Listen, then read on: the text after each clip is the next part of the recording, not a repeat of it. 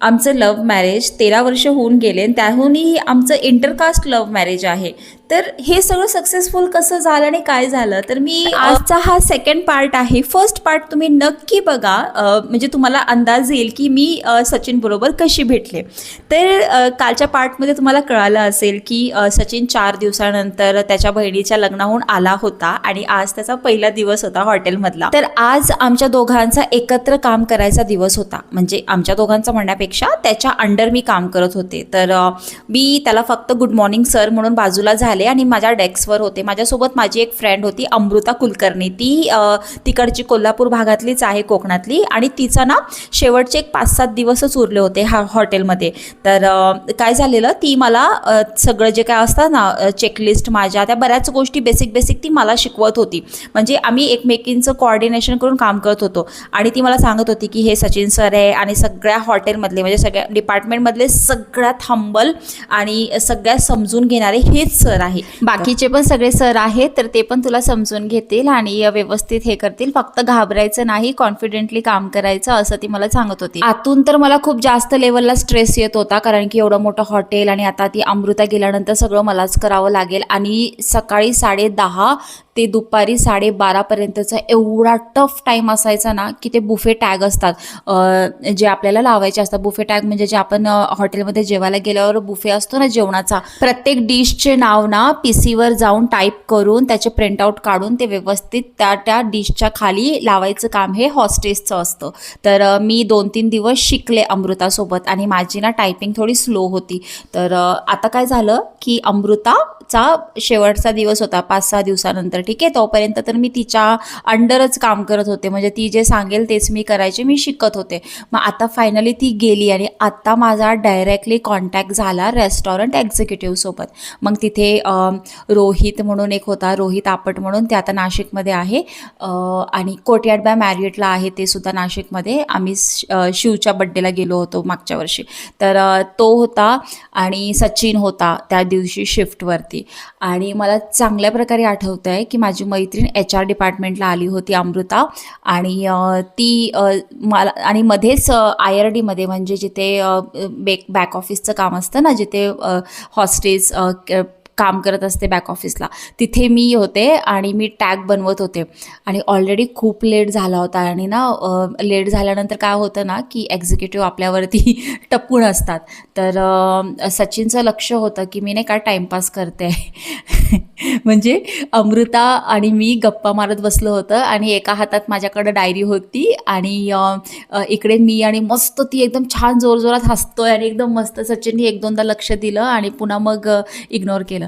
पुन्हा मग तो आला आणि खूप जोराचा ओरडला. तो ओरडला म्हणजे ॲक्च्युली तिला नाही, तो मलाच ओरडला की तुम्हाला कळतंय का की किती वेळ झाला आहे, इथे टॅग्स बनवायचे बाकी आहेत आणि आता गेस्ट येणार आहेत, कसं मॅनेज करायचं, असा टाईमपास करायला तुम्ही येता का, वगैरे वगैरे खूप बोलला.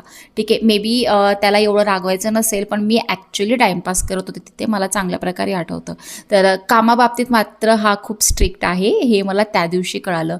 तर अमृता आणि मी एकमेकींकडे बघितलं आणि माझ्या डोळ्यात ढसाढसा पाणी, इतकं म्हणजे नाही का, मला रडायचं नव्हतं, पण ते आतून नाही का एकदम इमोशनल होऊन ऑटोमॅटिक, आपण आवाज पण काढत नाही आणि ऑटोमॅटिक डोळ्याच्या खाली एकदम कोरा, एकदम लाल भडक झाल्या आणि मी डोळ्यातनं रडते, खूप रडते अशी नाही का, खूप पाणी येत होतं डोळ्यातनं खाली. तर आणि त्या झोनमध्ये मग मला काही सुचत नव्हतं, काहीच नाही. मग मी त्या टॅग पण तिथेच खाली टाकून दिले आणि मी गेले LRमध्ये म्हणजे लेडीज रूममध्ये. आणि जवळपास मी 15-20 मिनटं आलेच नाही. मग सचिन बोलला की तिला बोलवा. मग मी गेले, म्हणजे माझी एक कलीग आली तिथे आणि म्हटली की सरांनी तुला बोलवलं आहे. मग मी आले तर खरं, पण माझे डोळे पूर्णपणे सुजलेले होते. म्हणजे लेडीज रूममधनं त्याच्यापर्यंत जाईपर्यंत मला एक 5 ते 10 मिनटं लागले असतील, पण माझी हिंमतच होत नव्हती. पूर्ण चेहरा मेकअप पूर्ण हे झालेला, लिपस्टिक होती फक्त. आणि हॉटेलमध्ये ना असा अवतार घेऊन आपण अजिबात उभं राहू शकत नाही, म्हणजे अलाउडच नाही आहे बेसिकली. तर मी गेले खरं. आणि मग सचिन बोलला की माझं काय तुम्हाला हर्ट करायचं इंटेन्शन नव्हतं, पण कसं असते आपले काय रूल्स अँड रेग्युलेशन असतात आणि आम्ही प्रत्येकांना काम डिवाईड केलेलं असतं. मग तो मला समजून सांगत होता की मला काही तुम्हाला हर्ट मुद्दामून करायचं नव्हतं, पण हे तुमचंच काम आहे आणि हे तुम्हालाच करावं लागणार आहे. बाकीचे स्टीवर्ड किंवा एक्झिक्युटिव्ह हे तुम्हाला हेल्प करणार नाही. हे तुम्हाला तुमचं काम आहे आणि तुम्हालाच करायचं आहे.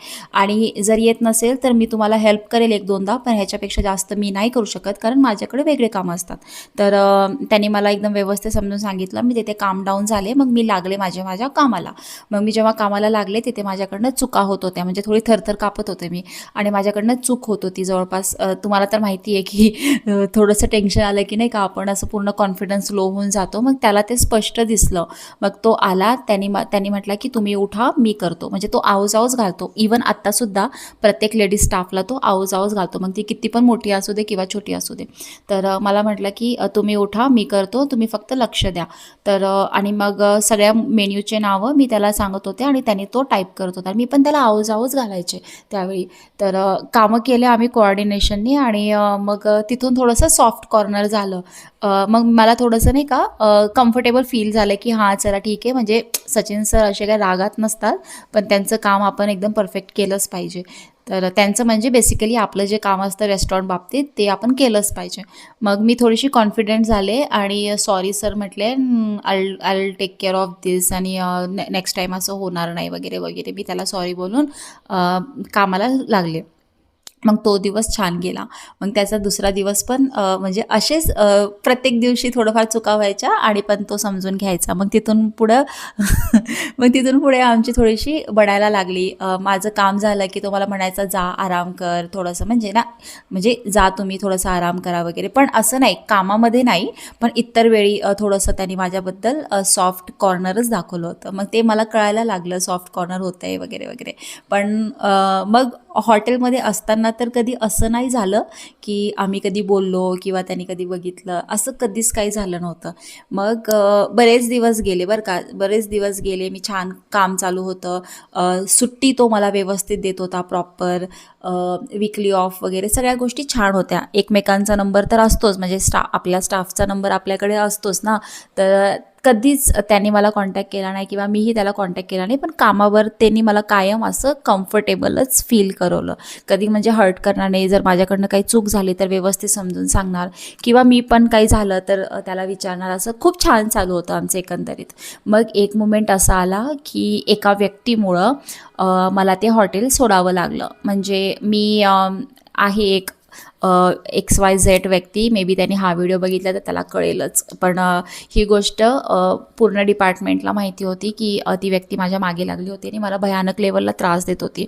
तर मला ना सीन क्रिएट करायचा नव्हता, म्हणून मग मी काय केलं साईड बाय साईड दुसऱ्या हॉटेलला इंटरव्ह्यू स्टार्ट केले. मग ल मॅरिडियनला ऑलरेडी माझा पेंडिंग होता इंटरव्ह्यू.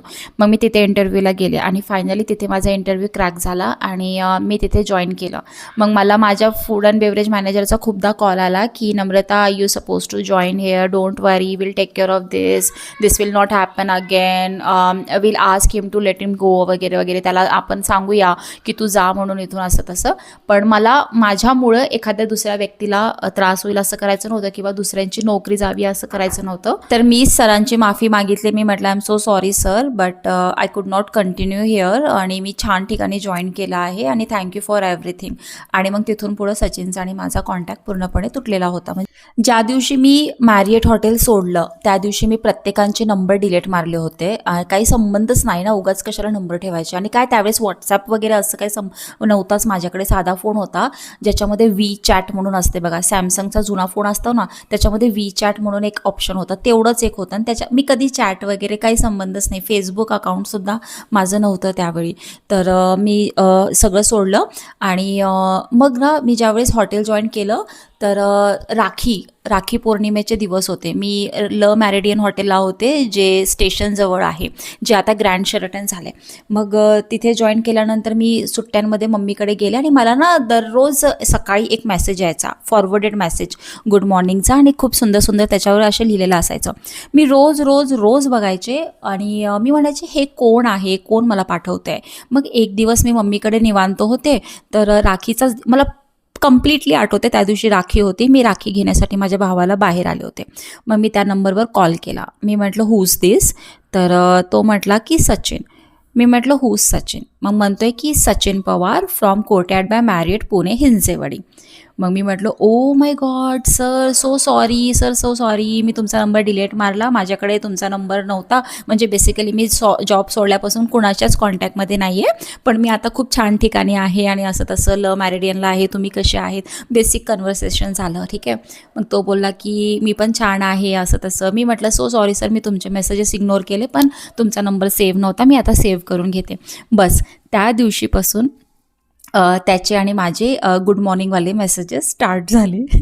म्हणजे रक्षाबंधन 2013, आता हे ऑगस्ट वगैरे दिवस असेल बहुतेक, ऑगस्टमध्येच असायची ना राखी.